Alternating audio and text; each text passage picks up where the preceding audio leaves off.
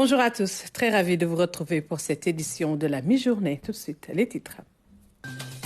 Une quinzaine de morts et 3 rescapés, c'est le bilan macabre du naufrage d'une pirogue qui a échoué au large de Dakar. Le chef de l'État, Macky Sall, a, à travers un tweet, exprimé sa profonde douleur suite à ce drame. Le ministre de l'Intérieur, qui s'est rendu sur les lieux, déplore cette situation. Les détails assurent dans ce journal. Le Premier ministre a remis le drapeau national à la délégation devant prendre part aux Jeux de la francophonie Kinshasa 2023. La compétition se déroule du 28 juillet au 6 août 2023. Le Premier ministre invite les participants à représenter dignement le Sénégal. Dans le journal des régions, nous irons à la ferme Experna de Goudiri pour vous parler du moringa ou nevedai, une plante aux multiples vertus thérapeutiques, de la production à la transformation. Tout est utilisé. À suivre avec Tchorodjan. Bienvenue à tous. Le chef de l'État a quitté Dakar ce matin à destination de la Fédération de Russie. Le président Macky Sall va effectuer une visite de travail en République du Tatarstan demain, 26 juillet, avant de participer au sommet Russie-Afrique les 27 et 28 juillet à Saint-Pétersbourg. À son départ, le chef de l'État a été salué par le Premier ministre et d'autres autorités civiles et militaires. Et retour sur cette pirogue de migrants qui a échoué à hauteur de la mosquée de la Divinité. Le bilan provisoire fait état d'une quinzaine de morts. Le président Macky Sall présente ses condoléances attristées aux familles et proches des victimes. Dans son compte Twitter, le président de la République a exprimé sa profonde douleur suite au décès d'une quinzaine de Sénégalais dans son naufrage d'une pirogue au large de Dakar. Et le dernier bilan fait état de 15 morts et 3 rescapés. L'embarcation serait partie de Thiaroye, selon le ministre de l'Intérieur, qui s'est rendu sur le lieu du sinistre, Youssouf Kaba. Sous une fine pluie matinale, le ministre de l'Intérieur et sa délégation embarquent de la Marine nationale, destination le point de chute de la pirogue qui convoyait les candidats à l'immigration la nuit dernière. C'est ici, en face de la mosquée de la Divinité, à la plage de Ouakam. Sur place, la patrouille mixte de la marine accompagnée de vedettes de surveillance qui ont secouru l'embarcation en question. Il y a un dispositif qui a été mis en place depuis les années 2006 pour permettre de lutter contre les départs. Donc c'est une mission que nous accomplissons en collaboration avec les autres forces de défense et de sécurité, notamment la police et la gendarmerie. Maintenant, dans le cadre de ce dispositif-là, ce qu'il faut comprendre, c'est que la mission de la Marine nationale est d'abord une mission de sauvetage. Parce que pour ceux qui connaissent la mer, ils savent que la mer est quand même un milieu hostile et qu'il faut éviter de s'y aventurer si on n'a pas toutes les conditions et toutes les garanties de sécurité. Le bilan reste encore lourd avec 15 morts enregistrés, même si cela n'est que provisoire. C'est la deuxième fois en quelques semaines que nous découvrons le chavirement d'une pirogue avec un bilan très lourd. Aujourd'hui, nous déplorons la découverte déjà de 15 corps sans vie et 3 autres victimes non décédées, qui sont donc des victimes prises en charge au moment où nous parlons. C'est un phénomène, je le disais tantôt, très complexe, avec des causes variées, dont celles économiques naturellement, mais d'autres liées plus spécifiquement à la tradition migratoire de certaines zones. C'est douloureux, très douloureux de constater autant de décès pour notre pays, mais il est certain qu'avec la mise en service prochaine du plan opérationnel 2023-2033, nous nous attendons à des résultats probants quant à la prise en charge de l'immigration irrégulière telle que nous la connaissons. La provenance de cette embarcation et sa composition restent encore floues en attendant la conclusion des enquêtes. Mais tout porte à croire qu'elle proviendrait de Thiaroye, d'après les autorités. Il y a toujours les premiers renseignements que nous recueillons. Mais il faut rester prudent. Il faut rester prudent pour ne pas trop s'avancer en spéculation et faire des déclarations qui seraient plus tard contredites par les résultats de l'enquête. Au moment où nous parlons, les premières informations font état de la provenance de la pirogue à partir de Thiaroye en ayant fait escale à Yarakh, mais tout cela est encore provisoire. Sapeurs-pompiers et population étaient sur les lieux pour secourir les rescapés sur place. C'est la tristesse et la consternation. Ramatadem. Plage de Ouakam, près de la mosquée de la Divinité, sous un ciel menaçant. Ce matin, les populations locales, sapeurs-pompiers, gendarmes, se sont tous mobilisés à la plage à la recherche de survivants. Une pirogue a chaviré vers 2 h du matin. Il s'agit, selon des informations, d'une pirogue avec à son bord de nombreux candidats à l'immigration irrégulière. Ce matin, aux environs de 3h30, on nous a alertés pour un chavirement de pirogue au large de Ouakam, à hauteur de la mosquée de la Divinité. Immédiatement, on a dépêché sur les lieux 2 équipes de plongeurs et 4 ambulances et on a démarré les opérations. Donc sur les lieux, on a trouvé 3 corps sans vie et 2 rescapés. Les 2 rescapés avaient été évacués par les gendarmes. Les 3 corps sans vie, on les a évacués par nos moyens. Donc de 7 h jusqu'à 10 h, on a poursuivi les opérations de recherche. Et au total, on a dénombré encore 12 autres corps sans vie. Donc, ce qui fait un total de 17 victimes, dont 15 corps sans vie et 2 rescapés. Donc, tous les corps sans vie ont été évacués vers les structures sanitaires, notamment l'hôpital militaire de Ouakam, l'hôpital de Fann, l'hôpital d'Al Djam et le centre de santé de Yeumbeul. Selon les populations locales, une seule explication est possible. Dañu maîtriser wul yoon bi fii parce que dafa am benn diggante boo xamante ni fii dafa am ay xeer. Ils ne maîtrisent pas la mer, surtout ici à Ouakam. Ici, il y a des zones dangereuses. Si vous y passez, vous risquez de cogner votre embarcation sur les rochers, ce qui peut renverser la pirogue. Les passagers peuvent ainsi se retrouver entre les rochers, ce qui est dangereux. En plus des 17 corps repêchés, aucune autre information sur les survivants n'est disponible. L'effectif de la pirogue est pour le moment inconnu. Pour l'instant, on ne sait pas d'où est-ce que venait la pirogue. On n'a pas encore ces informations. On ne sait pas non plus combien de personnes il y avait à bord de cette pirogue. Voilà. On sait qu'il y a eu des survivants qui se sont, on ne sait pas, qui se sont échappés, qui ont eu peur certainement. Donc pour l'instant, on n'a pas les informations vraiment qui peuvent nous permettre de dire combien il y avait de personnes dans cette pirogue et d'où elles venaient. Un réveil brutal pour les populations de Ouakam qui restent aux côtés des sapeurs-pompiers pour poursuivre les recherches. Et l'embarcation a échoué le lundi vers 2 h du matin au large de Ouakam. Sa destination, l'Espagne. Malheureusement, avec la surveillance aux frontières, les candidats à l'immigration irrégulière ont dû rebrousser chemin. Manque d'expérience, le bateau a raté son entrée à Ouakam. Suivant à ce propos les explications du gestionnaire du quai de pêche de Ouakam. gaal gi da doon jógee géej doon dem Espagne mais dafa retourner mais instant yi dafa am problème ci plage bi ñu dagga ci ñuy nelaw ay 2h30 vers 3h. La pirogue se dirigeait vers l'Espagne, mais a rencontré quelques difficultés. On nous a appelés vers 2 h du matin. C'était une douloureuse réalité. Tout le monde était déjà mobilisé à notre arrivée. Les sapeurs-pompiers, gendarmes et autres. Ils étaient jeunes tous. Ils voulaient tous aller en Espagne. Ay xale yu ndaw yu tollu seen digg doole ñoo duggoon ci gaal gi pour dem Europe. Ñëpp fii lañ leen génnee suñ kanam mat nañ ay 17 personnes. Kenn ki Touba la dëkk. Les sapeurs-pompiers ont sorti les corps devant nous. Certains rescapés ont été à l'hôpital.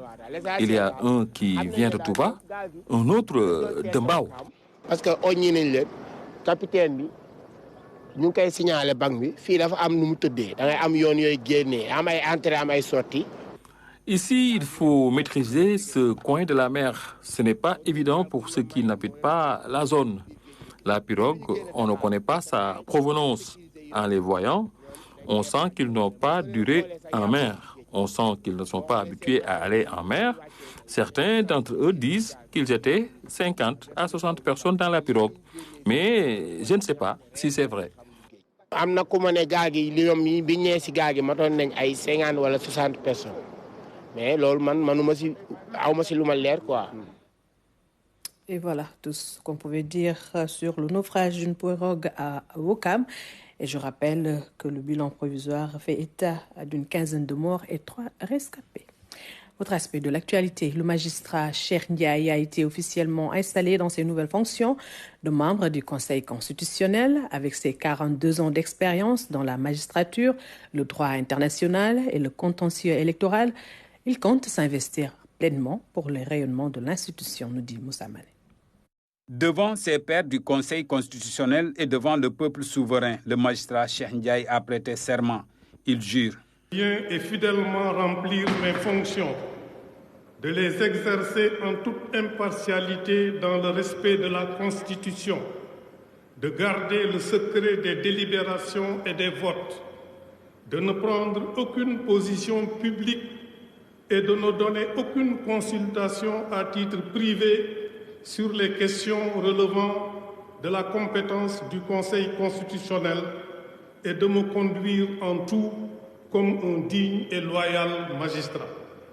Titulaire d'une maîtrise en droit privé option judiciaire avec la mention bien à la faculté des sciences juridiques de l'université Cheikh Anta Diop de Dakar en 1980, il entre à l'école nationale d'administration et de magistrature où il sortira comme magistrat en juin 1982. Il prend sa nomination avec philosophie et sérénité. Cette confiance qui vient de m'être manifestée implique de ma part une lourde responsabilité au service du peuple sénégalais et je m'évertuerai, je m'emploierai à mériter cette confiance-là et à œuvrer dans le sens qui est tracé par les textes. Magistrat hors pair, il a servi dans beaucoup de juridictions du pays. Il a aussi travaillé dans plusieurs institutions internationales. Avec une riche expérience, ce magistrat est aussi un expert international dans des domaines variés du droit et du contentieux électoral. Il compte mettre son expérience au service de l'institution. Le Conseil constitutionnel est une juridiction collégiale, donc qui évolue en fonction de l'expiration des mandats des uns et des autres. Donc il est appelé à se renouveler périodiquement.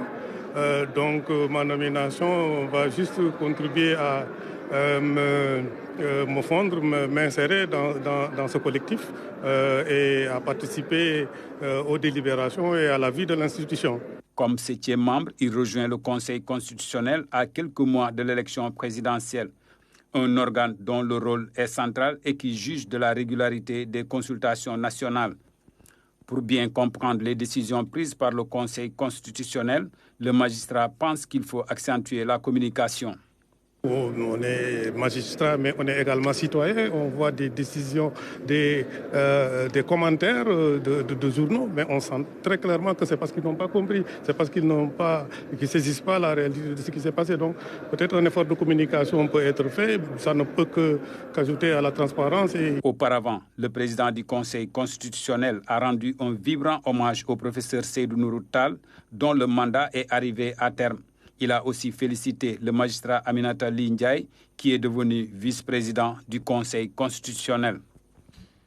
Et direction la capitale du rail pour parler du lancement des travaux de construction de logements sociaux à Mbour 4. Ce projet s'inscrit dans le programme à 100 000 logements du chef de l'État. La fin des travaux est prévue dans 18 mois. Le ministre de l'Urbanisme, du Logement et de l'Hygiène publique a lancé les travaux et c'était en présence d'Aïssatou François Seck. Il est situé à Mbour 4, dans la commune de Keur Moussa, à 4 km de l'aéroport international Blaise Diagne. Ce site va abriter une diversité de logements. 148 hectares sont prévus pour la construction de près de 3 750 logements. Il va accueillir 2051 logements de type F3 de 60 mètres carrés habitables destinés aux familles à revenus faibles et irréguliers. De plus, 942 logements économiques de type F4 de 80 mètres carrés habitables seront construits pour la diaspora, renforçant ainsi les liens avec nos concitoyens établis à l'étranger.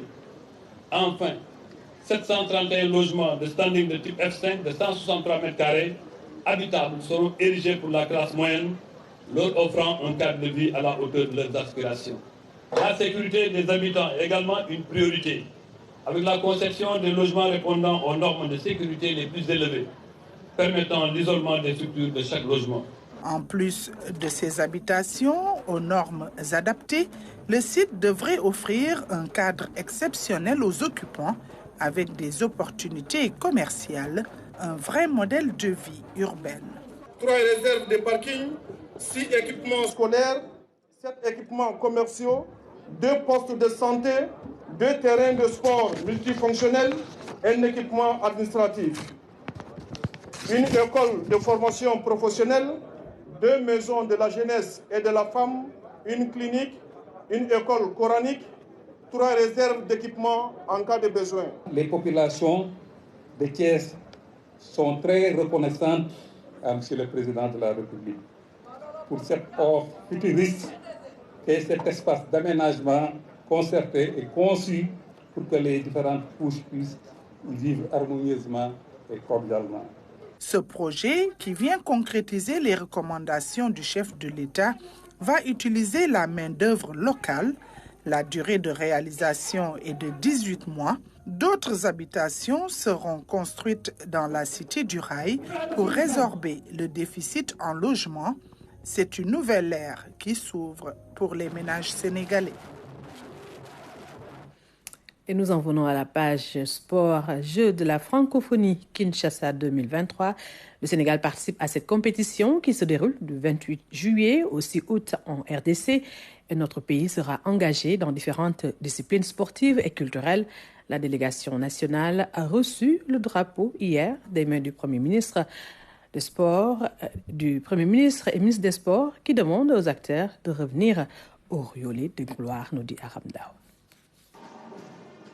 Cette délégation du Sénégal est forte de 165 membres, forte surtout des résultats appréciables des Jeux précédents d'Abidjan 2017. 27 médailles récoltées pour une place de 4e sur la 50aine de pays membres de la francophonie. C'est une nation de sport et de culture donc qui va à la conquête d'encore plus de médailles. Il m'échoit l'honneur au nom de la délégation qui est composée d'acteurs culturels, danseurs hip-hop, danseurs création, chanteurs, conteurs, photographes, peintres et créateurs numériques, de vous remercier de votre disponibilité et accompagnement auprès de la délégation nationale. Nous donnerons corps et âme pour assurer une belle représentation du Sénégal. C'est un réel plaisir pour nous de porter les couleurs de notre chère nation. À tous mes amis sportifs, je vous dis bon sens. Aïcha Gaïndé. En sport, les Gaïndés du Sénégal sont attendus dans diverses disciplines, de l'athlétisme au football, en passant par le judo, le tennis de table. En sport comme en culture, le mot d'ordre donné par le Premier ministre, ministre des Sports, et de faire plus et mieux que les éditions précédentes. Le président de la République, son Excellence M. Macky Sall, nous a demandé de ne ménager aucun effort pour vous assurer une préparation de qualité. Et toute la nation attend de vous des résultats brillants qui maintiennent notre pays dans le quota des grandes nations sportives de la francophonie. Pour le moral des troupes, une confirmation du CNOS. Les conditions seront réunies. Vous allez vous rendre compte que le Sénégal fera partie des pays les mieux équipés, des pays qui auront tout ce dont un État doit donner à son peuple. Monsieur le Premier ministre, qui est là présent, ministre des Sports, l'a fait. Aujourd'hui, le défi, c'est nous. C'est nous qui devons relever les défis. Parce que le Président de la République, Monsieur le Premier ministre, ministre des Sports, comme je vous ai dit, a tout fait, a mis les conditions qu'il faut. Donc, il faut se battre. Il va falloir se battre. Le Sénégal compte d'illustres références sportives comme culturelles. Le Premier ministre les invite à prendre exemple sur ces grands noms du pays. Ressourcez-vous des exploits de El Hadji Amadou Diaba, ici présent, notre médaillé olympique, de El Hadji Diouf, de feu Jules-François Bocandé, de Sadio Mané, de Khalidou Koulibaly et de nos champions d'Afrique. Rappelez-vous des hauts faits de lutte de feu Mbaye Gueye, feu Double Less, de Yahya Diop Yekini, de Mohamed Ndao Tyson. Inspirez-vous de Youssou Ndour, de Fatou Diom, de Khalidou Kassé, de feu Thione Seck, de feu Mariama Ba, de Ken Bougoul, de Souleymane Bachir Diagne. Mais surtout, chers sportifs, chers acteurs culturels, soyez sûrs de vos talents indéniables et gardez confiance en vos capacités et à la préparation dont vous avez bénéficié. Les Jeux de la francophonie, ce sera du 28 juillet au 6 août. 10 jours pour s'enraciner, s'ouvrir et rentrer. Avec beaucoup de médailles. Et en football, sachez que l'international sénégalais Ismaïla Sarr rejoint l'Olympique de Marseille. Il a passé hier sa visite médicale, suivie de la signature d'un contrat de 5 ans avec l'OM. Montant du transfert, 11 millions d'euros, soit environ près de 8 milliards de francs CFA. Ismaïla Sarr a déjà rejoint le groupe olympique pour le stage de pré-saison en Allemagne. Et voilà, nous en venons à présent au journal des régions.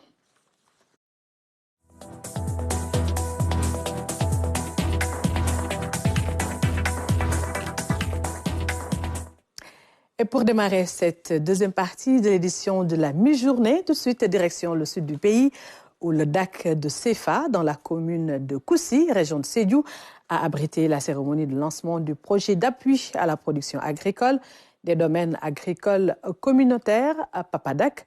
Il vise l'accompagnement des producteurs pour augmenter la superficie et la quantité de production. La création d'emplois est également recherchée par ce programme, nous dit Abdoulaye Sinkari. Vraiment, nous souhaitons un plein succès à ce projet-là pour que Sédhiou soit devant. Merci beaucoup. Par ces mots, le préfet de Sédhiou lance officiellement le PAPADAC, projet d'appui à la production agricole des domaines agricoles communautaires, un projet de l'État du Sénégal pour accompagner les producteurs des 11 DAC du pays. Nous avons tenu vraiment à lancer cette initiative ici au niveau du DAC de CFA, parce que le DAC de CFA est notre premier DAC. C'est aujourd'hui notre DAC vitrine. En tout cas, il s'agit donc d'une campagne hivernale pour accompagner les producteurs. Et à terme, il s'agit d'accompagner 3 950 bénéficiaires pour plus de 6 000 hectares de terre. Et ce projet permettra de créer ou de maintenir plus de 25 900 emplois saisonniers. L'objectif du PAPADAC est d'emblaver cette année 6 478 hectares de terre pour récolter près de 11 000 tonnes de produits agricoles. Dans le DAC de Sédhiou, ils sont 1100 producteurs à y trouver leur compte, une initiative saluée au niveau local. Ça va booster les activités agricoles au sein de la commune et ça va générer, Inch'Allah, beaucoup d'emplois. Et là, ça va permettre aux jeunes vraiment de s'y voir et de travailler pour pouvoir tirer leur épingle du jeu. Nous constatons ces dernières semaines, ces derniers mois, une recrudescence du fléau que constitue l'immigration clandestine. Nous espérons également qu'avec des initiatives pareilles qui seront portées par tout le monde, cela constituera une solution pour maintenir les jeunes au niveau des localités. L'objet de cette cérémonie, c'est aussi le lancement officiel du projet de stade d'incubation des jeunes entrepreneurs agricoles enrôlés dans les DAC de Sédhiou, Louga et Kédougou. Pendant un an, ils seront formés aux métiers agricoles. Laissez-moi vous dire, monsieur, que vous êtes en train d'accomplir sans faute cette vision du chef de l'État, qui est de répondre favorablement aux besoins de la jeunesse, surtout en matière d'emploi. Et le lancement de cette journée est l'illustration parfaite de l'importance que vous accordez à notre stage, mais aussi de vos soucis pour la jeunesse en matière d'emploi.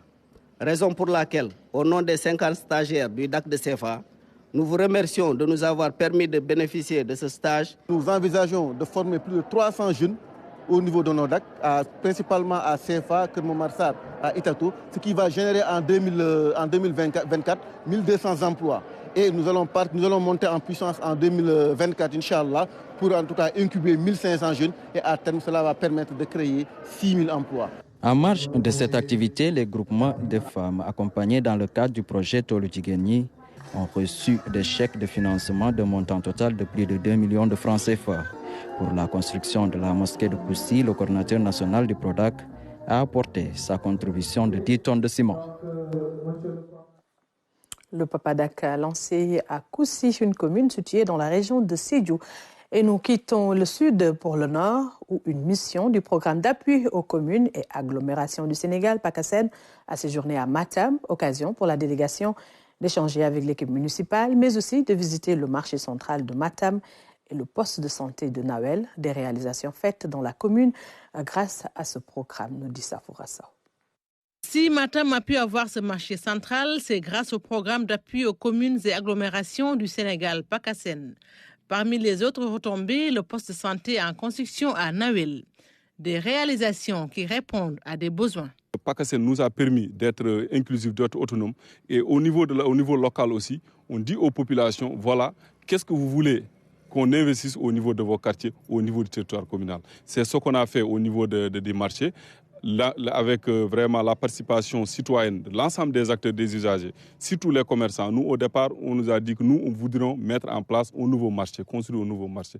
Quels sont vos besoins? Ils ont décliné leurs besoins et on a exécuté leurs besoins. De même aussi qu'au niveau du poste santé. Vous savez que Nawel, c'est un quartier un peu excentré au niveau de la ville. Nous sommes heureux de constater qu'ici à Matam, que les ressources qui ont été allouées à la commune de Matam ont été utilisées dans des investissements qui ont un impact réel dans le vécu des populations, notamment la construction d'un marché et aussi, ici, la construction d'un centre de santé. Ça nous réconforte parce que le programme arrive à terme en juin 2024 et le gouvernement du Sénégal est en train de discuter avec ses partenaires, dont la Banque mondiale et l'Agence française de développement, pour un financement additionnel pour permettre une continuité de ce programme qui est en train de révolutionner le visage des collectivités territoriales. Sur près de 600 collectivités, seules 124 ont été sélectionnées.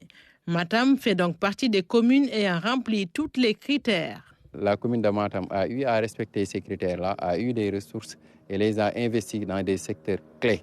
Et nos échanges avec les autorités locales, ce sont des échanges très fructueux. Ils sont très contents de la mise en œuvre du PACASEN. Ils ne demandent que la continuité de ce programme au grand bénéfice des populations de Matam. Il faut, avant d'attribuer les marchés, il faut respecter les procédures de passation.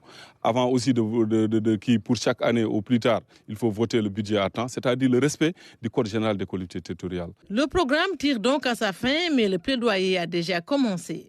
L'accompagnement est bénéfique et les acquis considérables. Le PACASEN doit se poursuivre.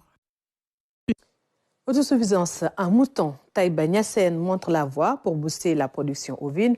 Ceci grâce à l'initiative des maires. À terme, 250 communes du Sénégal sont visées pour renforcer la résilience des populations ciblées. À Taïba Niassène, la correspondance de Claire Diop. Contribuer à l'augmentation de 30% de l'offre nationale de moutons, booster la production, aussi la productivité ovine dans les 10 régions cibles d'ici septembre 2027. C'est l'objectif visé par le projet IMAM, Initiative des maires pour l'autosuffisance en moutons. La vision renforcer la résilience des populations bénéficiaires. C'est un projet, comme son nom l'indique, porté par l'AMS, l'Association des maires du Sénégal. Il faut d'abord que la commune, à travers le maire, signe une lettre d'engagement. Un engagement à verser une contribution minimale annuelle de 3 millions de francs par an pendant la durée du projet. Après cette lettre d'engagement, le maire signe une convention avec l'ONG IFE. À ce niveau, le maire est déjà dans le projet, la commune est dans le projet. Et on l'appuie à mettre en place des comités locaux de pilotage du projet. Et c'est ça l'intérêt du projet, c'est l'approche responsabilisation des collectivités territoriales qui fait que les collectivités territoriales prennent en charge leur propre transformation. Permettre aux communes de prendre en charge leur propre transformation, Taïba Niassène se veut un exemple. La première phase déroulée a fini de convaincre du fait des résultats obtenus. Pour cette deuxième phase, 25 bénéficiaires sont enrôlés. Nous sommes les premiers donc, à opérationnaliser parce que le lancement avait été fait au niveau de Goundiane, donc il y a quelques mois. Mais aujourd'hui, il s'agit d'opérationnaliser. Donc on a pris dans le budget 3 millions qu'on a inscrits et qu'on a engagés. Ça nous a permis aujourd'hui de pouvoir enrôler 3 millions supplémentaires qui nous permet aujourd'hui de toucher 25 nouveaux bénéficiaires. Dans la démarche, le ministère de l'Élevage et des Productions animales se veut un partenaire stratégique. Pour le ministère de l'Élevage, comme ça fait partie de ses objectifs par rapport à la lettre de politique sectorielle, qui est d'améliorer la productivité et augmenter aussi la productivité. Donc le ministère va apporter les géniteurs, c'est-à-dire les mâles, qui vont contribuer à l'amélioration de la race. Il va construire aussi les bergeries. Donc ce sont les infrastructures qui vont abriter ces géniteurs pour lutter contre le vol de bétail et sécuriser les animaux. Pour les bénéficiaires, l'appui est de taille, notamment dans ce contexte économique difficile. Nous sommes très contentes de bénéficier de ce projet. Vraiment, cela va beaucoup nous aider. On avait déjà des sujets femelles à la maison. Ces mâles vont permettre d'augmenter la production assez rapidement. Nous allons pouvoir nous prendre en charge et aider nos maris. Au-delà de la commune de Taïba-Niassène, le projet vise 250 communes du Sénégal. Quelques 121 410 ménages sont ciblés avec un impact direct ou indirect sur 1 214 100 individus. L'ambition est d'arriver à avoir 242 828 béliers d'ici à fin 2027.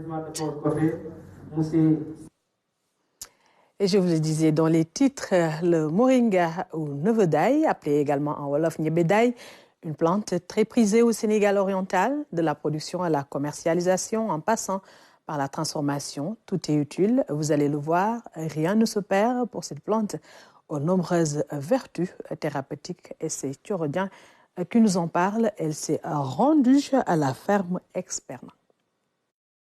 Goudiri. Ici, la culture du moringa est d'une importance capitale. Les feuilles sont utilisées pour enrichir les sauces, l'huile pour la cosmétique et les marinades, et les tiges transformées pour l'aliment volaille.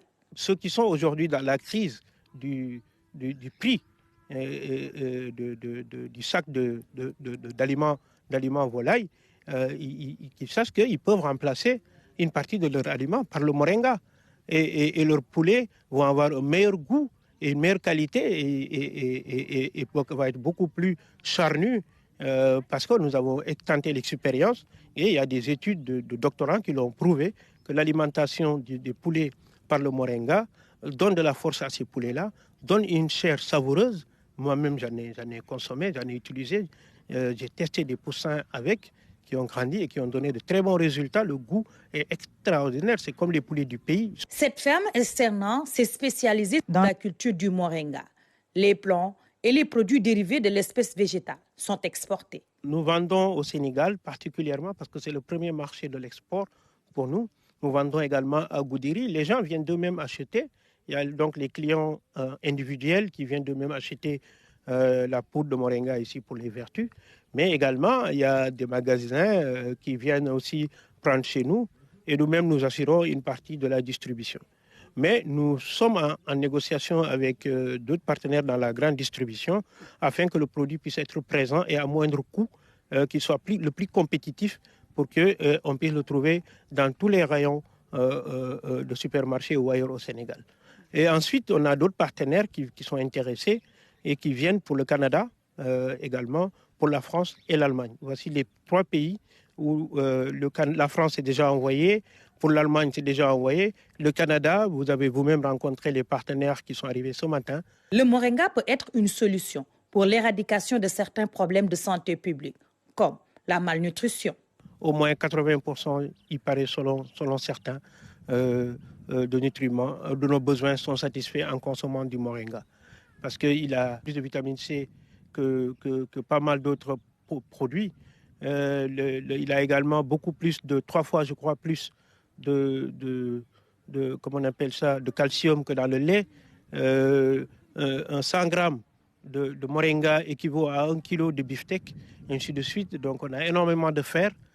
Ça veut dire que c'est une alternative pour les ménages les plus pauvres. Cette activité agricole est devenue une source de richesse pour les femmes de Goudiri. Ces dernières travaillent ici depuis 5 ans pour subvenir aux besoins de leur famille. On gagne beaucoup d'argent ici. On garde une partie comme épargne. L'autre sert à financer les besoins des enfants, scolarité, fourniture, entre autres. La femme rurale sénégalaise ou même la femme urbaine au Sénégal, nous sommes tous d'accord, ce sont des battantes. Quand vous voulez réussir un projet et que vous le faites en profondeur et que vous travaillez avec les femmes, vous vous assurez du succès. Seulement, il faut les respecter. Quand vous les respectez, vous leur donnez la confiance qu'il faut, vous leur montrez le chemin et pour leur propre intérêt, pas pour son intérêt personnel, elles vous font des résultats incroyables. Cette pépinière est totalement entretenue par les femmes. Elles sont présentes sur toute la chaîne de valeur de la production à la commercialisation en passant par la transformation. Le moringa ou niébédaï, très utilisé dans la cuisine au Sénégal. Et pour finir, Emploi Jeune, le conseil départemental de Kanel vient de lancer la deuxième phase de la formation en conduite. À terme, 200 bénéficiaires vont bénéficier de permis de conduire. La cérémonie de lancement a été présidée par l'adjoint au préfet et a salué cet élan visant à accompagner l'État du Sénégal dans ce sens. Compte rendu, Ibrahima Pabiyedjou. Ils sont environ 200 jeunes ici de ce département de Kanel à bénéficier de cette deuxième phase de formation. Un nombre qui va s'ajouter au premier lot de jeunes ayant bénéficié de la phase 1 du programme. L'idée est venue de notre partenaire CCVD. CCVD, c'est dans le Drôme, en France. Le premier programme, c'était 200 jeunes. Sur 200 jeunes qu'on a en relais, on a 95 de réussis. Il y avait tellement un engouement, il fallait faire un deuxième programme. Quand on a contacté nos partenaires, ils ont dit tout de suite, on le fasse. Un projet qui va fortement contribuer à l'employabilité des fils et filles du département, mais aussi qui va contribuer à lutter contre le chômage des jeunes du département. L'action du conseil départemental de Kanel s'inscrit en parfaite ligne avec la politique de l'État du Sénégal et la vision du président de la République, qui est l'initiateur du programme Khoyindawi, qui a déjà enrôlé plus de 65 000 jeunes. L'ensemble des acteurs se sont réjouis de cette initiative. Cette deuxième phase du programme a comme nouveauté l'inclusion du permis à poids lourd. Celui qui veut s'inscrire pour faire un poids lourd, il peut le faire. Celui qui veut s'inscrire pour faire transport en commun, il peut le faire. Mais l'idéal, c'est d'avoir d'abord le permis léger. En France, quand tu cherches un boulot, ta licence Bac plus 5, la première chose qu'on te demande, c'est si tu as ton permis. Aujourd'hui, la PDT est très fière d'être partenaire du conseil départemental et très fière aussi de représenter la CCVD au niveau du Sénégal. Les bénéficiaires, pour leur part, ont exprimé leur satisfaction. Le conseil départemental de Kanel compte pérenniser ce programme avec ses partenaires. Le but recherché, accompagner l'État du Sénégal dans sa politique d'employabilité des jeunes. Voilà, environ 200 jeunes qui vont bénéficier de permis de conduire au terme de cette formation. Et voilà, c'était tout pour cette édition de la mi-journée. Merci à vous de l'avoir suivi. Je vous retrouve tout de suite après pour l'édition en Wolof. Bon après-midi à tous et à tout à l'heure.